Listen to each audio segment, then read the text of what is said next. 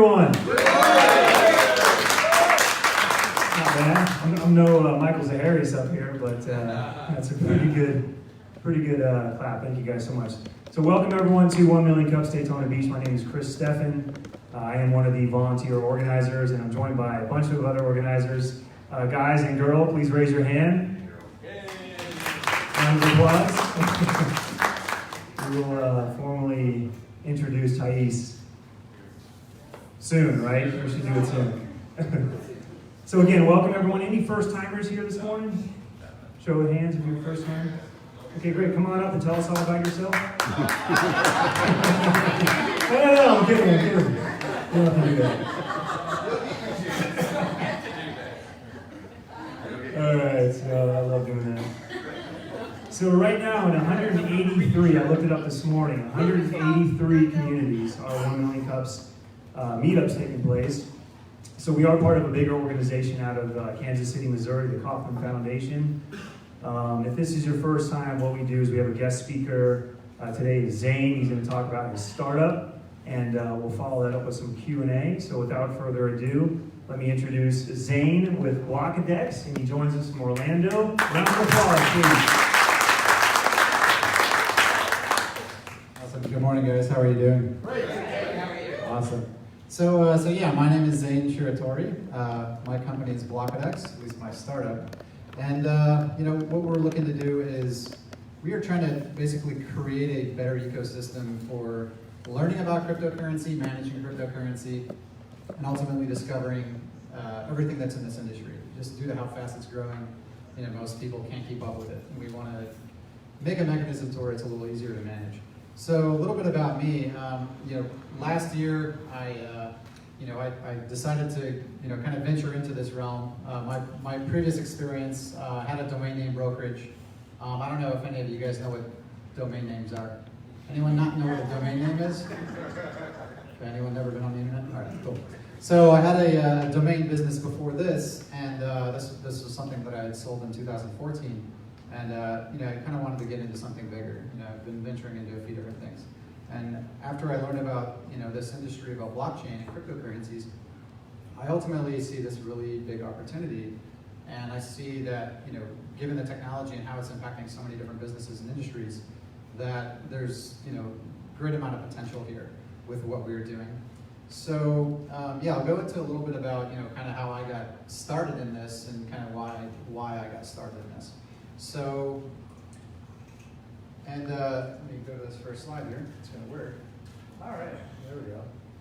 So, Bitcoin. Anyway, so I don't know why there's a delay on the slides here, so forgive me. So I found out about Bitcoin a little over a year ago, and one of the things that drew me to it is I constantly saw, all this news and things like this. I don't know if anyone not know what cryptocurrency is? Wow, so that's pretty awesome. Basically, yes. Yeah, so that's really good though. So I mean, there were some articles that said that the awareness factor of what cryptocurrency is, and just awareness of Bitcoin, things like this, it was about 80%, a little over a year.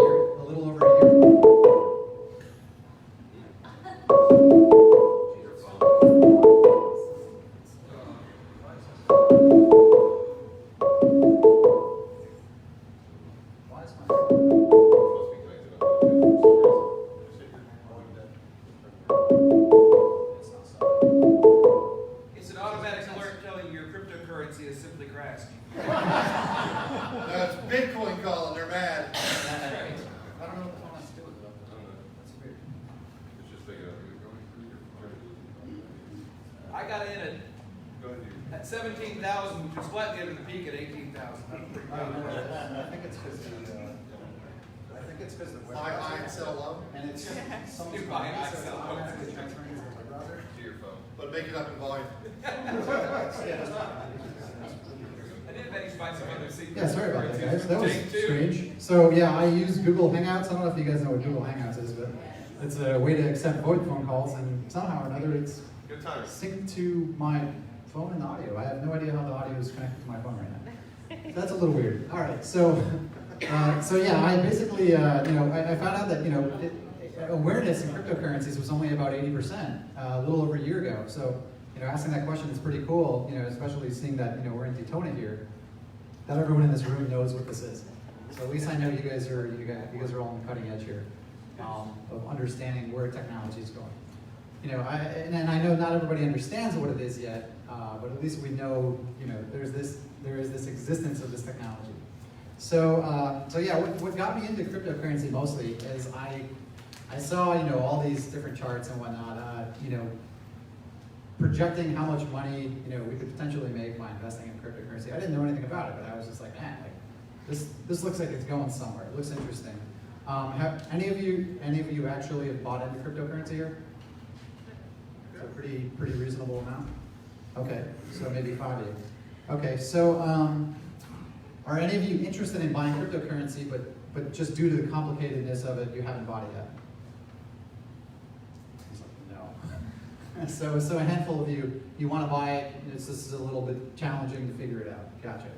Okay, so yeah, what I did is, back last year, after I found out about all this, cryptocurrency.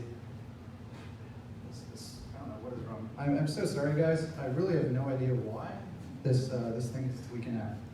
It is skipping slides and all kinds of fun stuff, and I'm not even doing anything. It's like there's another entity in this room that is controlling this computer right now.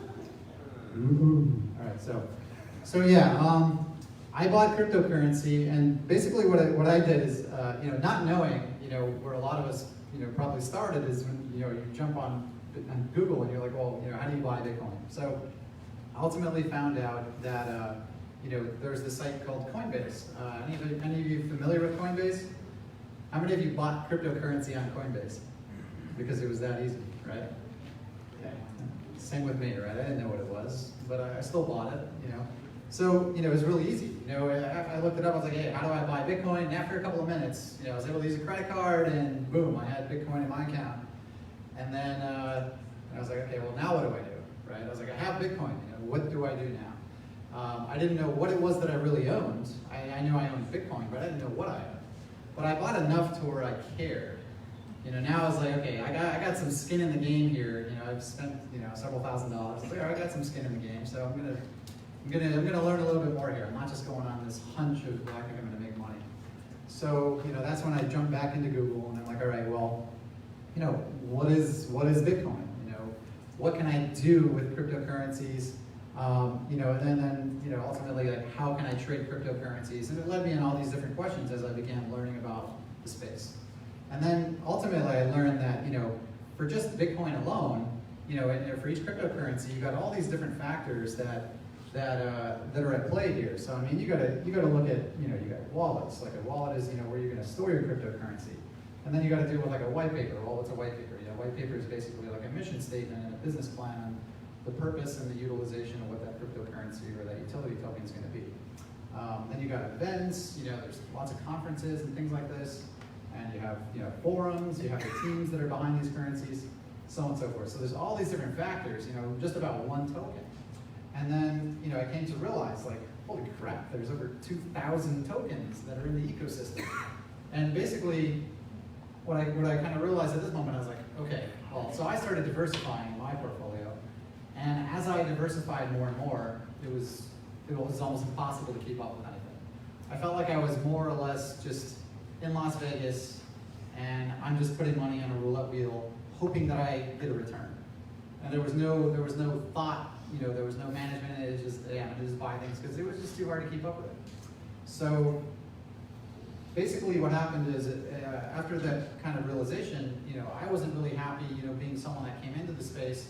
But then as I researched more and more, no one else is really happy that owns cryptocurrency. Even the veterans in cryptocurrency, no one's really happy in this because it's such a decentralized ecosystem that it's really, really hard to follow this space because it's growing so fast and there's just not enough tools to keep track. So ultimately, no one's really happy. Basically what this results in is, everyone's wasting time, trying to look at cryptocurrency, like, hey, what's the news, and all these things, trying to follow their investments, but then at the same time, no one's really happy, and then it's a very disconnected feeling. So, you know, there's no really community effect to it. It's just kind of like everyone's kind of on their own investing, so on and so forth.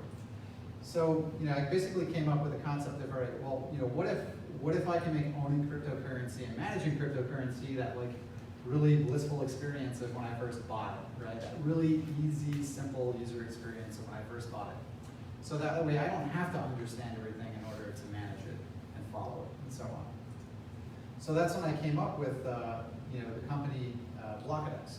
So basically the goal here is that we want to, you know, basically put, you know, to explain the brand here, you know, the white dot represents who you are, and then the blue dots represent all the information that's around you. As opposed to you having to go and find everything, it's putting the user in the middle of everything and giving them everything that they need.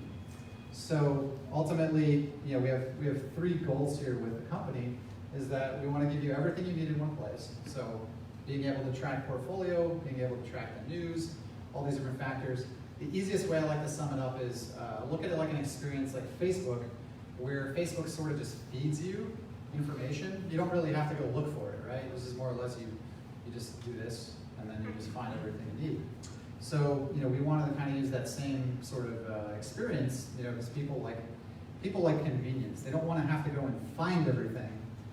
It's easier whenever you just give it to them. It's why we have stores like Walmart and Amazon. People like convenience. In any marketplace, almost everything turns into an aggregate of some sort. So outside of that, yeah, so forgot this slide was added in, it's a new slide.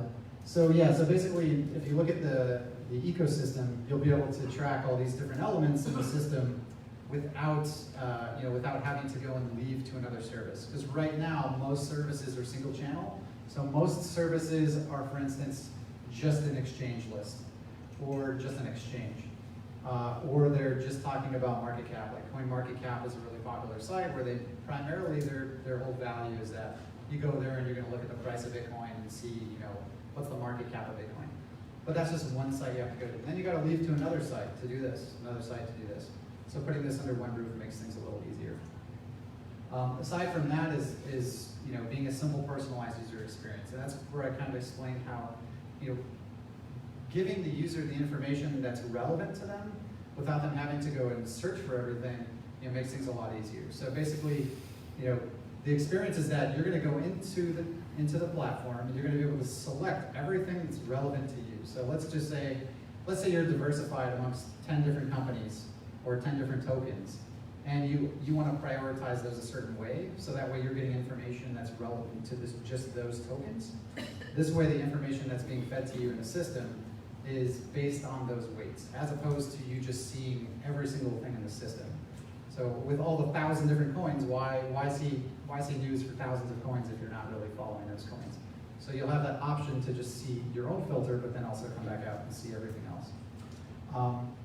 And user experience is really important here. So, you know, one of the challenges is why adoption in this space, I think, is really slow, is that for the most part, being that this is a you know, a technology, it's really hard for those who are not technologically you know, inclined and tech savvy to pick up on the cryptocurrency side, right? So, you know, Coinbase did a really good job of basically making it really easy for someone that was not tech savvy to buy into cryptocurrencies, because they made that user experience great. But then, you know, that was just buying the cryptocurrency. So there's this whole element of education and things like this that people, you know, they're not getting it because it's just too difficult. No one knows where to start. No one has a simple guide of, you know, how to do all this stuff. So user experience is very important.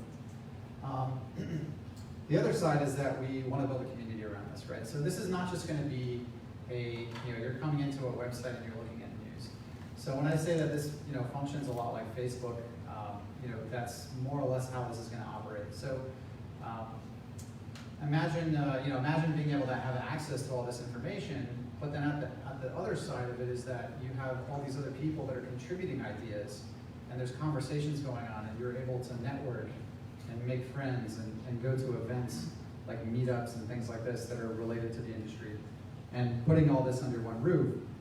So this way it's not just an information thing, it's, you know, this tying it in with the social side helps to keep that engagement as rich as possible, so that it's not just a sort of read-only, sort of you're on your own. We really want to create community around this. So, looking at the market, validation is of course important, right? So when I started this, I was like, well, is it really worth diving into this? As I began to learn more and more about the space, look at a company like Coinbase. Coinbase, they, late last year they did I think a Series C. They raised $100 million in their Series C, and they're only a few years old. So they're well over a $2 billion company at this stage, and they've only been around a few years, and all they are is an exchange. The other side is that you have, and there's over 191 exchanges, by the way. So, this is not just Coinbase. There's other exchanges where you can trade hundreds of different cryptocurrencies in the same platforms. Blogs is another element where I thought, if I'm going to really pursue this, with the news side, how relevant is news in this space? And really, news is what's getting all the visits, right? So, Cointelegraph is the most popular cryptocurrency news blog, and they're getting 57 million monthly page views. So, you look at how many visitors they're getting, it's pretty good for one single blog, and there's tons and tons of blogs out there that are talking about this stuff. So the other side is that data aggregate, which is the closest business model to ours. Crypto Compare basically, they're kind of like a Wikipedia almost of cryptocurrency. So they'll have like a list of exchanges and a list of merchants who accept cryptocurrencies, so on and so forth. But it's this very it's very information based, right? So there's no interactivity in their platform really. It's just about reading the information. So in terms of a closest competitor, Crypto Compare is that one. So I guess to explain Crypto Compare is think of it more like Bloomberg. If you guys are familiar with stock, where Bloomberg provides you all this information about the companies and so on and so forth. This platform basically does that. So that's a small segment of what we want to build, but it's that same mindset of being able to bring more things under one roof, because that's what everyone is demanding. So another point of validation, what I thought is, okay, well, is this really going to be something I want to do? So I looked back 5 years ago, and the total market cap for all the cryptocurrency combined was only $1 billion 5 years ago. And late last year, it got all the way up to 850 billion, and that's just 5 years, right? So you look at how much money is being dumped into this. Right now it's floating around 240. This has been about the average for 2018, but it's around 240. And one of the reasons I think that this industry is having a lot of challenges is well, you look at all the big money that wants to get into this space. Once Bitcoin hit $10,000, the whole conversation changed. Everybody said, "Oh, this is the real deal. Cryptocurrency is a real thing. This is a real store of value. This is going to be this is going to have a big impact on how we're transacting in the future." So yeah, banks like Bank of America who are filing blockchain patents, PayPal is in this, and all these other, even Chase, all these big companies are trying to get into blockchain to figure out how to use blockchain to tie into their business models as a means of transacting. So the next step that I looked at in validating this was, how much money is actually being invested into this space. So these are just documented investments. I don't know how much is off the books, but last year was close to $1 billion in venture capital and angel investments that was put into blockchain and cryptocurrency businesses. This is actual investments, not counting like ICOs, where ICOs kind of do their own thing. I mean, for instance, EOS is one example of a token that did an ICO and they raised $4 billion. That's just from the public putting money into this concept, and they just went live recently. So from an institutional side, this is where we see the money at.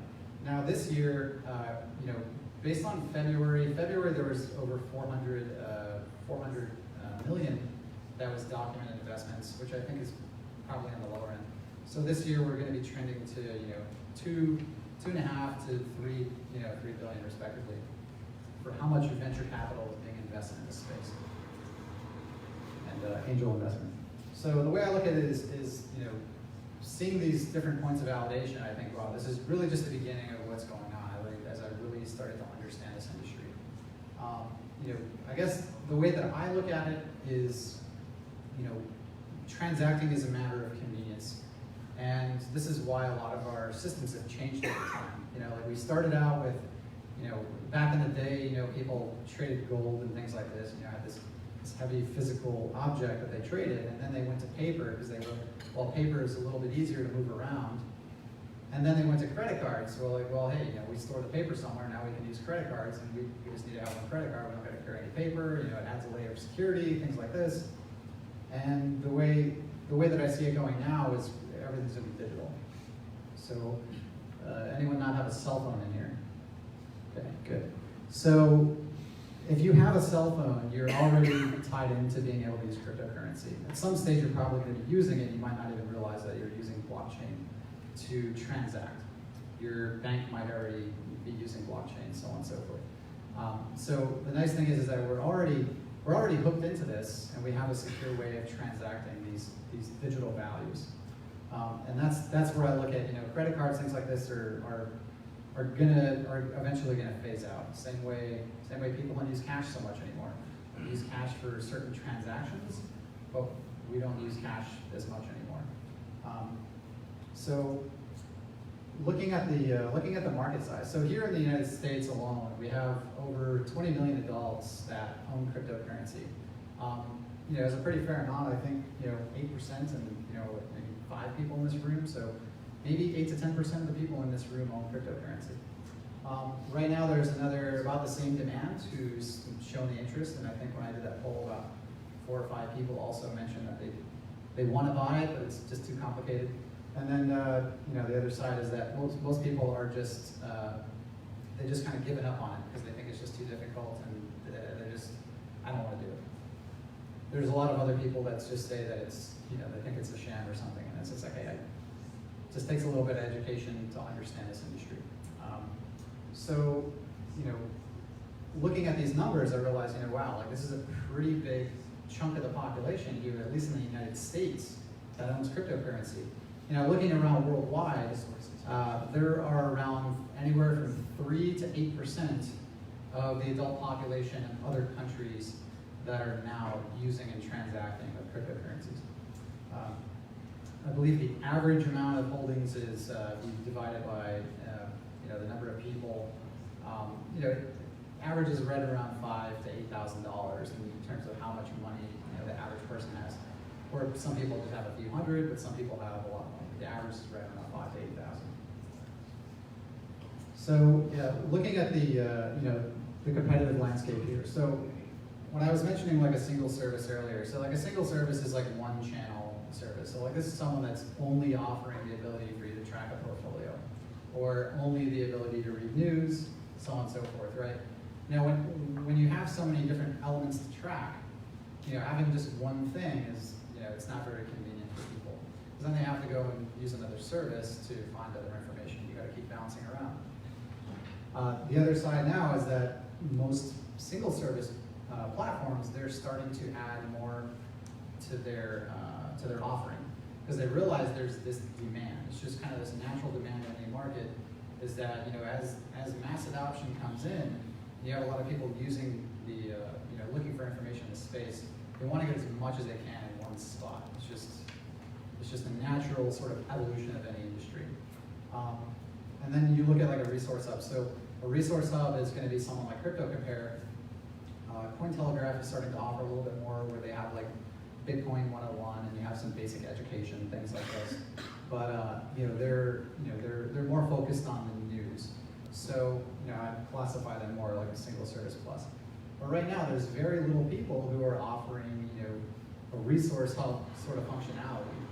But where we want to take it is, the way I see this industry is I see all these horses in the race, and I see everyone is adding more. But I want to jump way ahead of this to more or less create one platform that's going to combine everything, so that there's not another platform someone needs to go use. Because if we can get this to market, there's not going to be any reason to leave, because you're going to have everything you already need there. And then that whole community side and so on and so forth, that's where we see the big advantage. Now, looking at, our advantage in this space, right? So being first to market, in any industry that you're in, being first to market is usually a pretty good advantage. The other side is that, focusing on the user experience. Being an industry that's, pretty technical, and being one of the major reasons that people are not adopting the technology is due to the complexities of it. Focusing on it being really easy to use and get started is going to be a really big factor in this platform being successful. The other side is that just being a one-stop shop, knowing that you can have access to virtually all the essential information that you need, and being able to find other information to resources that might be outside of our platform to get what you're looking for. And then almost all this is going to be free. So we're not looking to really monetize our users. We have different revenue streams, but we want to keep it free for just about everybody, except for certain power users and other people. So looking at the revenue streams here. So ideally, my value proposition in this business model is coming to the stage with a full ecosystem of platforms, which are all interconnected and provide this value proposition of saying, hey, look, you can get everything you need in one place. The challenge there is that doing this is very expensive. It's not something that I'm going to be able to do out of pocket personally. So I'm like, okay, well, all right, if I can't raise any money, I still got to move forward this mission somehow. And I've had to get creative in how I'm going to do it. So rather than going to market with the entire platform, I want to focus on the community side first. So first thing we're going to be launching is going to be a platform called Communities. So Communities, any of you guys familiar with meetup.com? So quite a few of you, right? So Communities is going to ultimately be a competitor to Meetup, but it's strictly for the blockchain space. So if you've gone on Meetup, you've probably seen a lot of these cryptocurrency and Bitcoin groups, things like this, that are continuing to grow. Especially in Orlando, there's quite a few of them, and a lot of the tokens themselves, they're building their own communities around their tokens and so on and so forth. So we see this really big growth in this space where people are wanting to use platforms like Meetup and so on to interact with those token communities. The challenge is that, being that Meetup is this very sort of broad interest platform, you have a very low engagement rate. So people join groups, but then they very seldomly participate in the events that are happening. Because Meetup, you might join Meetup to be like, hey, I want to join like a kayaking group. But then you're like, oh, I'm going to join the Bitcoin group at the same time. And it's just like, okay, and then you got this. And now you're part of like 100 groups and you're just spammed with all these different things. And there's really no focus. So the attendance rate is really low, we find. So being able to put everything under that one umbrella of having access to these tools, but keeping all these blockchain and cryptocurrency communities under that same platform, there's going to be a lot more focus, so we can see a lot more engagement happening there. And then that's only going to be a flat rate of $9.99 a month. So if you look at Meetup, if you're a single organizer running a Meetup, you got to pay $14.99 per location. And if you're using Meetup Pro, which is their new service, where you can basically create a community and launch in different locations, they charge you $30 a month per location, which I think is just really ridiculous. I've run tons of meetups, and being the organizer and being penalized as the organizer, isn't really that fair. So we came out with a business model of we're just going to do it for $9.99 a month. You can grow your community as big as you want. Your community can grow to thousands of people. It doesn't matter. You can grow it all over the world. It doesn't matter. So this thing is killing me. So the other side of it, if I go back that one slide,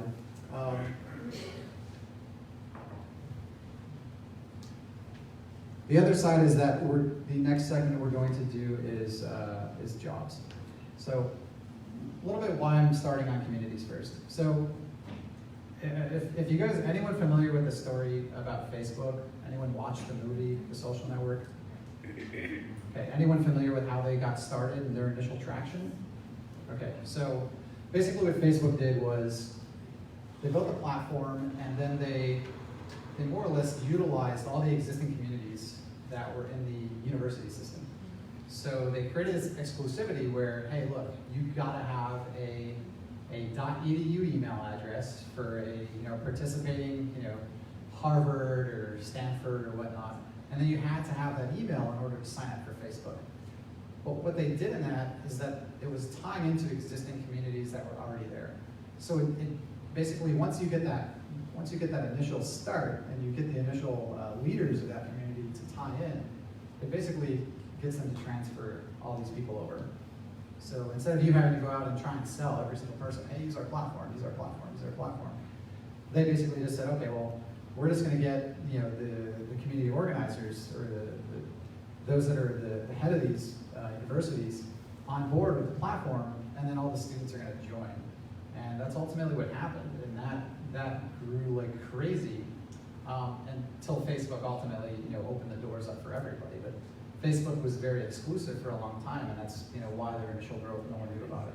So that's why we're starting with communities, is we want to have that natural growth where we don't have to, like for instance, I have a few groups here in Orlando. They have several hundred members, and their leaders already want to join our platform. So just having those few people transfer over all these different people in our community, now I have several thousand members, and I just had to go talk to 3 or 4. So giving them that platform is going to be really effective and growing really quickly without us having to, come out with the whole platform in the beginning. So the next stage is we're going to be doing job boards. That's going to be coming out around October. We see a lot of, growth in the job market in the blockchain space, and we want to focus on that. We see that there's a lot of money in that. Is how much money people are spending to recruit people. But the other side is, again, is keeping our costs as low as possible as we go to market. Getting the maximum amount of return we can get for the investment that we're investing into developing this. And then, of course, as an affiliate links, which is going to be kind of standard throughout the platform. So the reason that this is $9.99 is because we're not trying to make money on the meetup side. We're looking at getting the users on board, and we're going to be monetizing users in other ways. It's not just about that $9.99. It's just getting them on board. So we have a lot of other different revenue streams down the road where we're going to, the vision of this business is, being able to do conferences. We're going to have a lot of the core influencers that are in this space a part of our platform. We're not only sharing content, but also participating in events. And, if we want to run the conference, it's going to be really easy to be like, hey guys, we're going to do a conference here in Orlando, blockchain conference, we want to, get you guys all together, come share your business, whatnot. So having that connection to the leaders in the community is going to be really important. Aside from that, there's so many different things. We want to do like a Shopify thing later on, where you'll be able to create like a turnkey web store where you can accept cryptocurrency online and other currencies as well. But these are some things later on. Right now we're just focusing on these.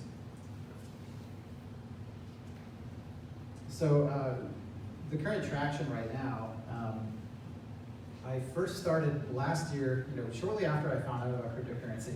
When I bought it and I started to diversify, that's when I kind of realized, like, man, like, it was really challenging to manage everything. And ultimately, what I found out was that all the tools that were online were too complex for me to really care about. Like, there's all these really advanced portfolio tracking systems. They want you to input all the trade data and all this crap, and I'm like, I don't want to do that. So I thought, okay, well, how can I build something that's really easy for people to track cryptocurrencies? So I built out a platform called Coinbal. So it's like the word coin and balance.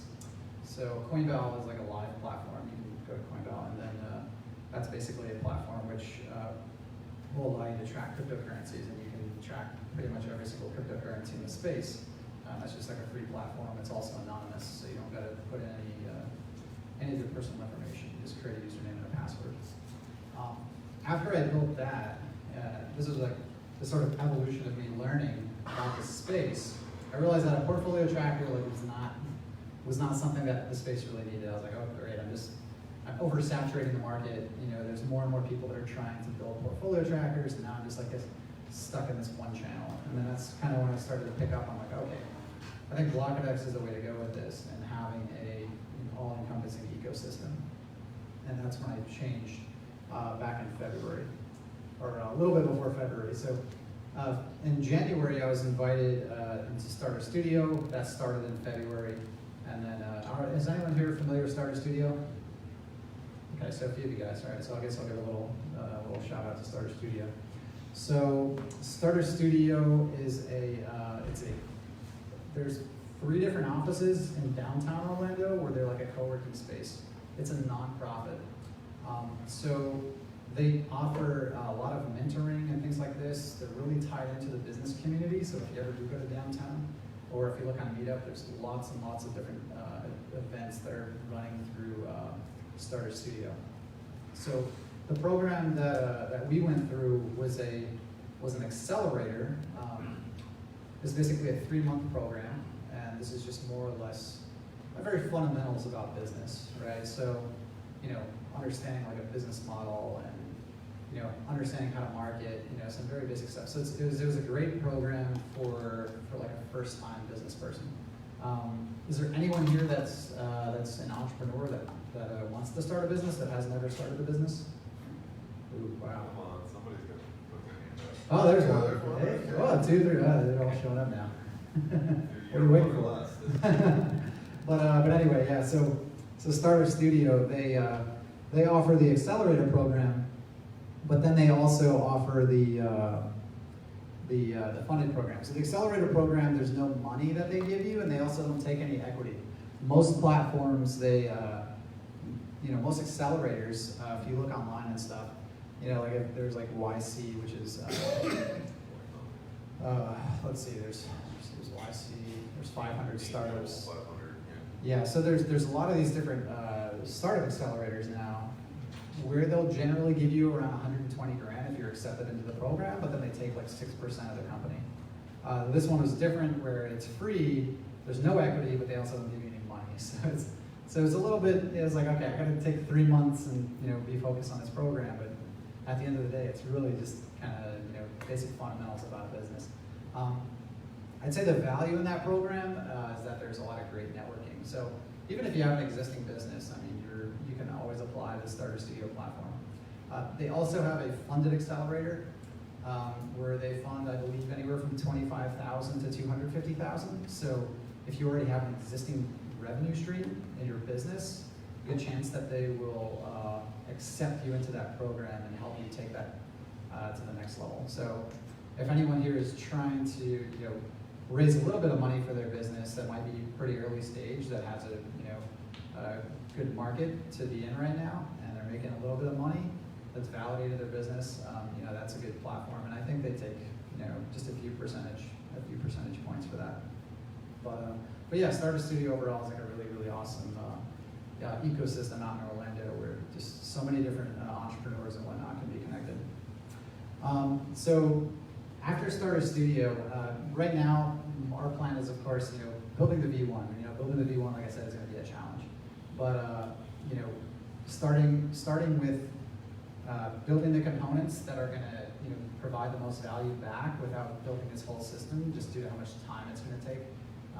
That's the strategy that we're using. So it's not quite building the whole platform, but think of it like a spoke on a wheel. We want to build all the spokes, but we have to start with one and just kind of go from there. Or ideally, we would go to market with all of them. So this is going to be what we're going to be launching next month. So this is going to be the brand for communities, and basically this platform, we're going to be doing a pre-sale starting next month, and the pre-sale is going to be $99. So we're basically, for $99, you're going to be able to create a blockchain community or meetup community on there. And that's going to be a lifetime membership for that community. So you can scale these however big you want to. That's going to be something that we're going to pitch to get these early stage, or get the early interest in the platform. And then it shifts over to $9.99 a month, which is going to be like the ongoing price in the future. So the $99 thing, that's what we're going to be rolling out for the blockchain communities. So looking at the team, as far as working in the company, I'm primarily working on the product and everything else. I've got an overseas development team who works with me. But out here in Orlando, I got a lot of great mentors and advisors. I don't know if anyone knows anyone on this list. Does anyone recognize anyone here? Okay, Chris does. You know Donna? Okay. So yeah, Donna is she was one of the main people from Starter Studio. It was actually started by a guy named Greg Pollock. Greg Pollock had a company called Code School. He sold Code School to Pluralsight for like 40 or 35 million a couple years back. But he was the one that started Starter Studio. And Del Moore just left Starter Studio. She was the one that was leading that. But yeah, I've got a really good team of advisors and mentors around me, which has been pretty useful in this whole process of getting this business going without killing myself and requiring the money. I'm trying to do this with bootstrapping it as much as possible, because I know how expensive it can be if I try to go for the full platform first. So yeah, I mean. So yeah, my name is Zane Shiratori again. The company is Blockidex. You can visit blockidex.com if you're interested in this space, if you're interested in cryptocurrency, you can go there. You can sign up, just drop in your email. That's all you gotta do. You'll get notified of all the updates that are gonna be happening with the company. You can also follow us on social media, Blockidex. We have all of them. And then, what we're looking for people that are cryptocurrency enthusiasts or that are investing now or want to invest in the future, or even just people that are interested in blockchain. It doesn't even have to be cryptocurrency, but blockchain in general. There's a lot of potential here that might affect your business in the near term here. Looking for any other industry connections, so if anyone knows anyone that's in the blockchain ecosystem, so on and so forth, or in the cryptocurrency space, anyone that's tied into these bigger companies, it's always great for partnerships that we can start to settle early on. Any other mentors and advisors on the business side, finance side, capital raising side is going to be really helpful, and then any other financial referrals. So we are trying to raise money, and yeah, if anyone knows anyone that might be interested in investing in the blockchain industry or just in the social industry, this space, that's something that we're looking for. But yeah, I mean, you can email me, Zane at Blockidex, as well as just going to blockidex.com if you want to get in touch. But you can always come and talk to me too if you have any questions for me.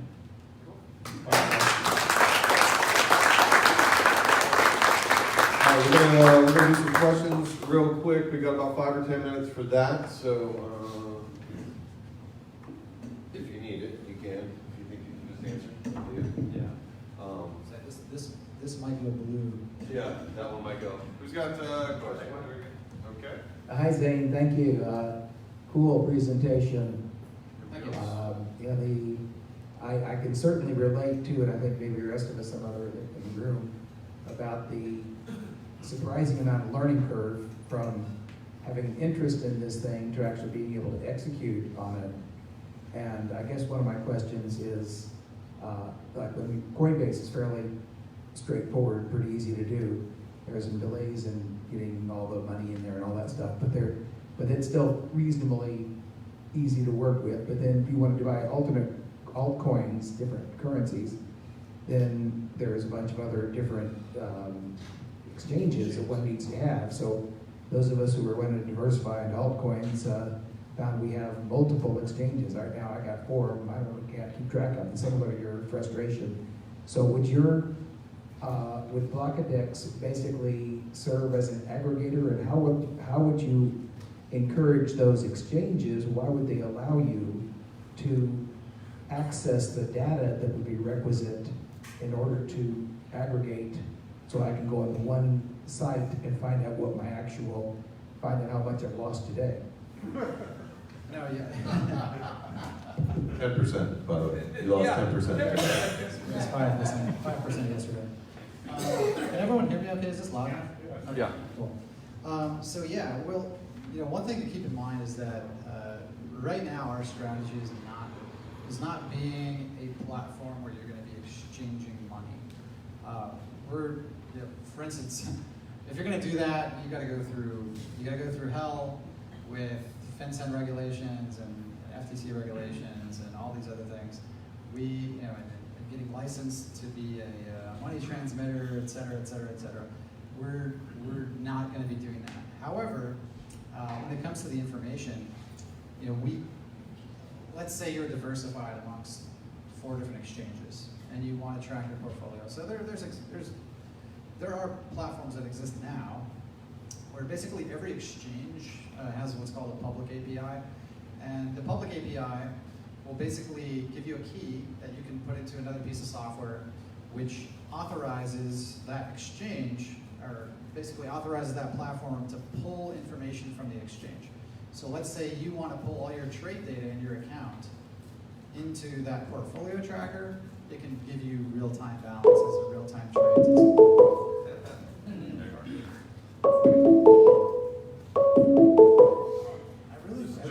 I don't even have Bluetooth on. Sorry, keep working, man. You're running. Let's see if I can plug this in here. People like me on Google Hangouts.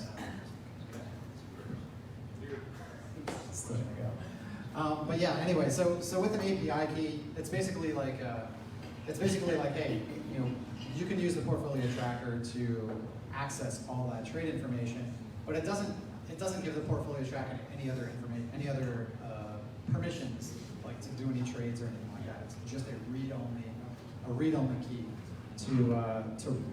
to look at the trade data, to make it convenient for you to look at it. So outside of that, with all the exchanges, really all they care about is visibility.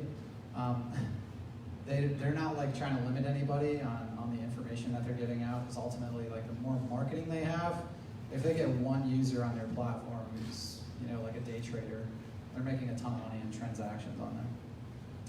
Is there any other specific? So basically there's existing infrastructure to allow aggregation. Yeah, absolutely. Yes. So yeah, every exchange has APIs where we can pull all the price data from the exchanges. That's just the trade data and the books and stuff like this, the order books. And then the other side is, if you're a member, you can have access to the key and then give the key to a portfolio tracker, and then be able to more effectively track your portfolios. But you can even go beyond that. If you want to create your own piece of software, you can set more permissions to those keys, and there's a lot of people that do automatic trading now, which is something that if you're in the stock market, all about automatic trading. That's why everybody got so close to they wanted to move all the exchanges closer to the hub so that the transaction times are shorter. But yeah, so all the information is there, all the infrastructure is there. It's pretty straightforward. Okay, we got one back here. Paul with Genosity Marketing. Are Paul. you intending to link it up so you can do trades straight from your platform? Number one question. Second one, are you going to set up communities, your own internal communities? Like I do Telegram, I'm an administrator for 2 tokens right now. Are you going to set something up internally so that you would have people doing that to start the process off? Yeah, so yeah, as far as an exchange, that's not the plan right now, where you can exchange tokens, so on and so forth. If we get a good partnership later down the road, where we can partner with someone that has all that existing infrastructure and all those existing licenses and so on and so forth, that will be a part where we say, okay, well, now we know all these users are following these tokens, and they want to trade these. So being able to trade is obviously going to be the end goal of the ultimate convenience of being under that one platform. That's not the goal right now, just due to all the regulation and stuff that's behind it. As far as the other question, Are you going to make your own? You're going to open up communities for the members to develop themselves, correct? yes. So the communities are going to be for someone that is interested in the space. It doesn't matter who you are. Either A, you can be an existing token. Let's say you're like Ethereum or Bitcoin, and you have, you want to build a community around that brand. You can build a community around that brand. But if you're just kind of the average Joe who is, just wanting to create meetups that are local in a certain area, and you want to have like the Daytona Bitcoin meetup, you can do that as well. So there's really no limits on the community side, who's going to be involved in this. It's for everyone that's interested in this particular industry, more or less. Hey Zane, Hey, how's it going? I'm Dr. Beal with the Best Guy LLC. I do user-centered design. Do you know your users? And when you say, do I know my users, what do you mean exactly? Do you know who they are? In terms of North America, do you know the profile for males and females? And do you know age ranges, who's interested and how much they're willing to spend? Yeah, so like I said, I mean, the average investment right now across the board is around 5,000 to 8,000. The age demographic, gender demographic is mostly male right now. And then I'm gonna say it's probably like 6 to 1 in terms of male-female ratio. And then age right now is mostly people in their 20s and early 30s, like 20 to 35. It's the people that are a little more tech savvy, that are constantly using technology kind of in their day-to-day life, that are most aware and most interested in this space. That are in the U.S.? That's just anywhere, really. Okay. And That's so just- what about the international market? Because there are some countries like Venezuela that actually rely heavily on cryptocurrency and Yep. blockchain Yep.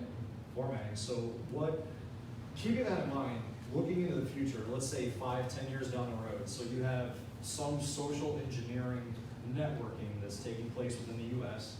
What's happening outside OCONUS? What's happening outside of the U.S.? What is taking place in those countries, especially with respect to your platform? Yeah, I mean, that's a really good question. Our platform is a global platform, keep in mind. We're not limiting any particular region. I mean, we're going to be starting out with English, and then we'll eventually offer different languages and whatnot to make it more attractive to other areas.